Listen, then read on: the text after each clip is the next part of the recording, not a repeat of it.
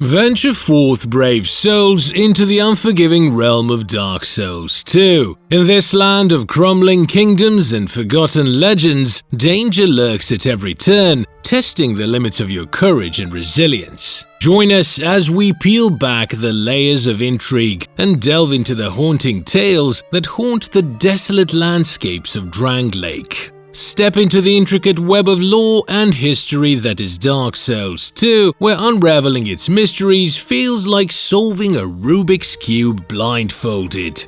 Drangleic is a land shrouded in enigma, where every character, location, and event seems to have more layers than an onion. King Vendrick, the supposed ruler of this realm, is as mysterious as they come. Did he seek power or enlightenment? Was he a hero or a villain? It's hard to say when half the time he's locked away in his castle, leaving players scratching their heads and muttering, "What's the deal with this guy?"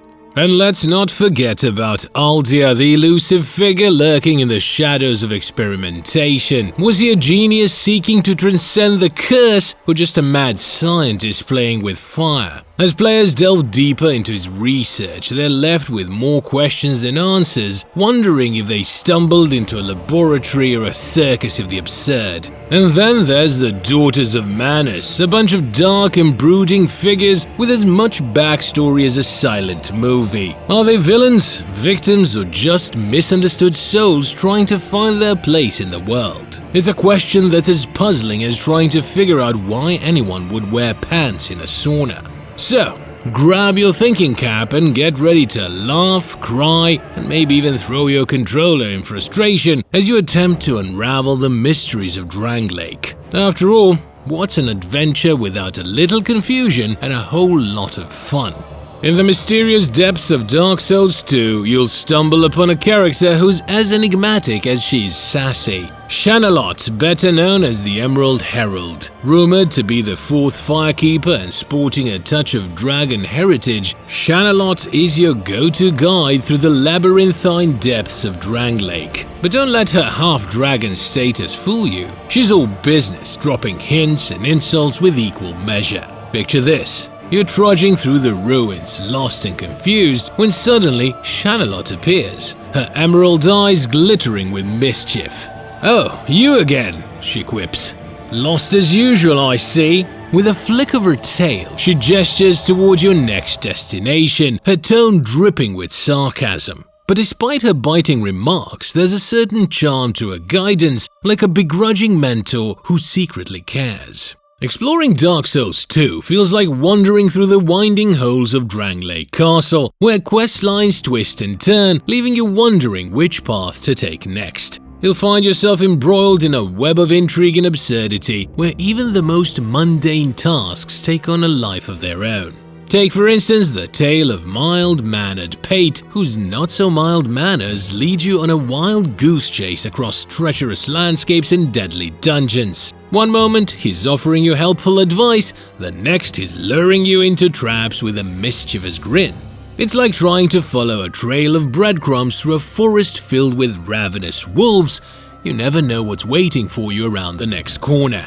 And then there's Creighton of Mira, or is it Wanderer? It doesn't really matter because either way his wandering habits are about as reliable as a broken compass. One minute he's swearing vengeance on his sworn enemy, mild-mannered Pate, and the next he's off chasing butterflies in the fields of Majula. It's hard to take him seriously when he can't even decide which way he's going, but somehow, against all odds, his questline manages to lead you to some of the most coveted treasures in the land. It's a testament to the absurdity of Drangleic that even the most directionally challenged wanderer can stumble upon greatness, or more likely fall into a pit of despair. But hey, that's just life in Dark Souls 2, where the only thing more twisted than the world itself is the questlines that bind it together. In the zany world of Dark Souls 2, the pantheon of gods seem to have a flair for the dramatic, or should I say the comically tragic. Take Kytha, for instance, the goddess of tears.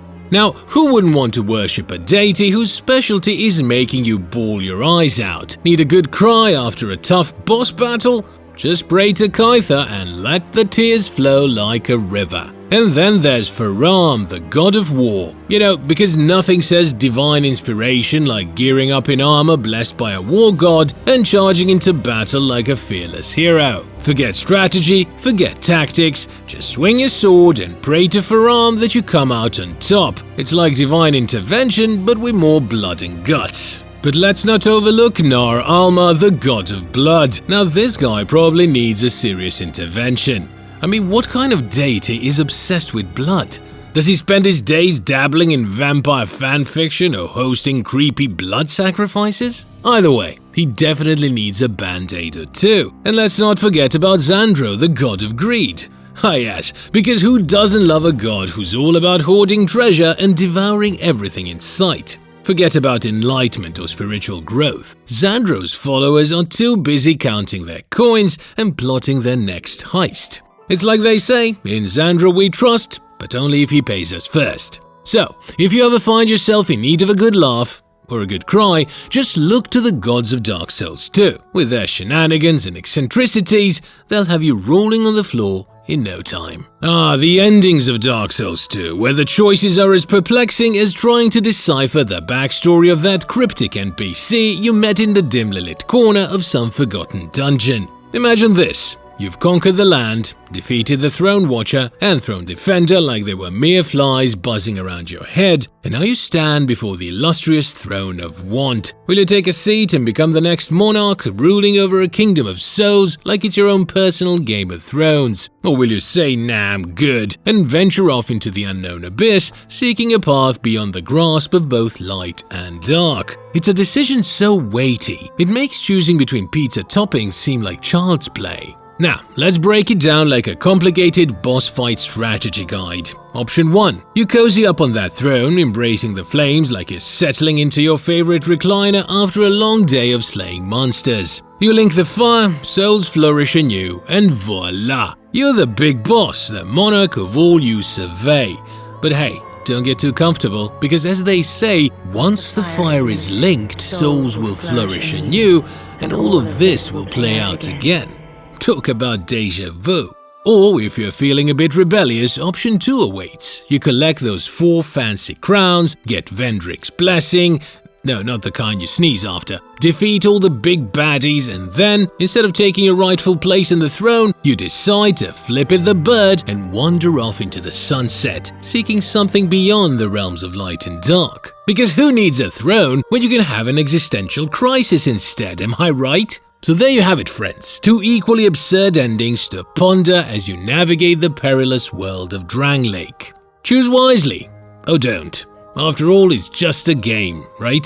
What would you choose? Tell us in the comments below. In conclusion, navigating the world of Dark Souls may feel like trying to solve a riddle wrapped in an enigma while being chased by a horde of undead. But fear not, fellow adventurers, for amidst the chaos and confusion lies a hidden gem of hilarity. Despite the countless deaths and seemingly insurmountable challenges, remember to keep laughing. Yes, you heard that right. Embrace the absurdity of it all, because in Drangleic, death isn't just a setback, it's a punchline. After all, what's life without a little laughter, even if it comes in the form of respawning at a bonfire for the 100th time? So, fellow undead, keep laughing, keep dying, and above all, keep on adventuring.